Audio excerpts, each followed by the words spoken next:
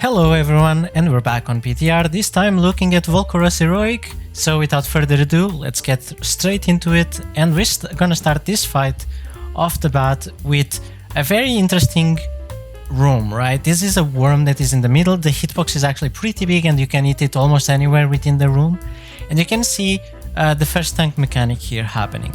So what's gonna happen here is you're gonna get like a stacking debuff as you tank the boss, but then casually you're gonna get Cataclysmic Jaws, which deals a bunch of damage, and that damage will probably one-shot you depending on how many stacks you have of the debuff that you get from the worm's melees.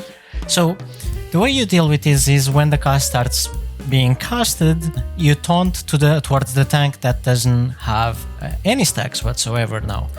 So TLDR is you're gonna get stacks, and then when this cast starts, you taunt, and you totally can taunt during the cast, and the cast will only go off on the person that has aggro finishing the cast. Now moving forward, there's like quite a few mechanics here that we're gonna have to deal with, and they're very cool. So this is just raid damage that is happening right now, Serpent's Fury.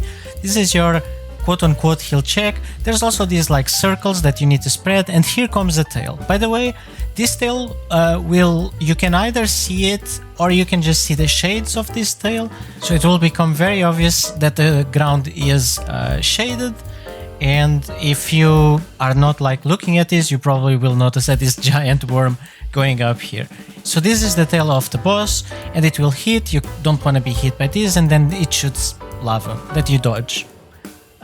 That's pretty much it, pretty simple. So again, circles go off, dodge swirlies, dodge lava, and that's basically the fight. Now, you also have to dodge these pulls that they stay. Now we're going to talk about the special ability. So once the boss gets to 100% energy, so this is just like a repetition of mechanics like swirlies, dodging, get the zones out, more swirlies. It seems that you want to be always spread on this boss. Now, the special ability will require you to divide the raid into two groups, and once it goes off, these two big soak zones appear. Now, two things about these soak zones. The damage that you get is shared by how many people are inside. So whatever people come inside of these, it's going to be divided among them. And the second is this inner circle is a knockback that will, provided that you're in this big circle, you're gonna get knocked from there. So if you are standing here, you're gonna get knocked that direction. If you are standing here, you're gonna get knocked that direction, and so on. So after this, the mechanic, the room is gonna be basically split like that, which means that these people here are gonna start moving that direction, and these people here are gonna start moving that direction. So you're gonna have to deal with the raid being basically split. The way you want to deal with this now is by having people in both circles here get knocked towards the direction that they want to go, like so, and then that's pretty much it. Then you're just gonna do the entire fight. After you soak this is gonna leave some lava on the floor. So let's watch this here. As you can see, the damage goes off, these people get knocked, and that's lava on the floor. Now basically the entire fight will repeat, and all you have to do is just deal with the exact same mechanics, but now the raid is split. It feels like it's best to have the same amount of healers and DPSs on both sides, and probably like a tank, so it's more manageable than having both tanks at the two sides. So that's how we split our raid.